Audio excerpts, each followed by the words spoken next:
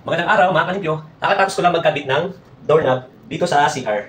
Bali, huwag kayong malilito mga kalimpyo. Ang tawag dito ay bed and bath doorknob. Bali, ito isa, ito sa main door ko. Ang tawag naman dito ay cylindrical doorknob. Ngayon, ito ang topic natin mga kalimpyo ngayon. Ano ba yung pinagkaiba ng bed and bath doorknob at saka yung cylindrical doorknob? Bali, dito sa cylindrical doorknob, ito ay may susi. Tapos mag-iba yung function yan mga kalimpyo. Mamaya ipakita ko sa inyo yung function ng dalawang doorknob na to. Bali dito, sa CR, ito ay bed and bath doorknob. Pag ibili kayo mga kalimpyo, lalo sa online, bed and bath doorknob or privacy lock set na tinatawag mga kalimpyo. Ito ginagamit lang sa CR at sa kwarto.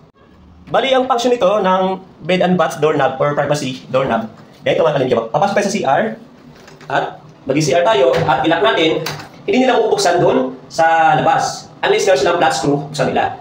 Pero, pag lalabas ka at nilak mo to, yan, lalabas ka at nilalak mo to, hindi mo siya mabubuksan. Sa ngayon, ito, nakalock siya. Pero, pag tumama yung latch, pag tumama to, dito sa latch plate, yun ay mag-unlock. Yan, nabuksan ko mga kalimpyo. Yan. So, ang purpose nito, mga kalimpyo, para yung mga privacy lock lang talaga to.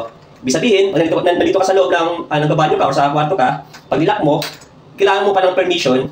Kung yung nasa labas, gusto pumasok, wala ng permission kung gusto lang pumasok. Kaya ito, yung privacy lock lang ito mga kalimpyo. At maaari nila mabuksan ito dito sa labas. Continue mga kalimpyo. Nakalock na siya. Nilock natin, nakalock na. Tapos hindi siya bubuksan. Pero, pag itong latch tumama sa latch plate, tumama dito, yun ay mag-unlock. Ayan, lumabas na siya. Mag-unlock mga kalimpyo. So, ito yung for safety na rin to, lalo yung mga bata o nasa CR sila o nasa ng kwarto na gusto yung pumasok. So, mabubuksan nyo agad mga kalimpyo. Ito mga kalimpyo, dahil wala itong susi, anything na may flat screw or something, pwede ito mabuksan. Ito for example, meron na itong kutsalita at saka tinidor. Ito ay nakalock na mga kalimpyo. Pag binuksan mo to, yan, tumunog na. Yan, ma-unlock na siya.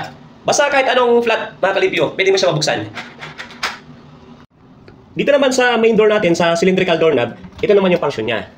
Diba, pag ilalak mo, at lalabas ka, yan, hindi mo siya mabuksan, nakalock na siya. Kahit ano pa yung itong latch, tumama sa latch plate, hindi pa rin. Yan mga kalimpyo, ang pinagkaiba nila dito sa privacy doorknob. Sana meron kayong natutunan mga kalimpyo pagdating dito sa dalawang doorknob na pinaliwanag ko. Sana meron kayong nakuhang idea dito mga kalimpyo. So yan mga kalimpyo, dito na lang. Salamat sa panonood.